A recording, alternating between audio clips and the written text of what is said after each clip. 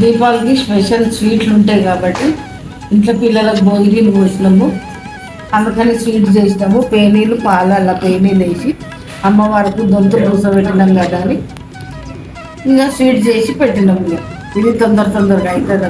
పండుగకు రకరకాల స్వీట్లు చేస్తాము. ఈ పండుగకి ఇది పేనీళ్ళు చేస్తాము కాబట్టి పేనీళ్ళు చేసినాము. పేనీళ్ళు అమ్మవారికి ఎక్కించి మనం తినాలి. బాగానే ఉంటుంది పేనీళ్ళు. పేనీళ్ళు కొనుకొచ్చింది మా కొడుకు, అందుకని పేనీళ్ళు చేస్తాం. పాయసం చేద్దాం అనుకున్నాం కానీ పేనీళ్ళే ముఖ్యం కాబట్టి పేనీళ్ళు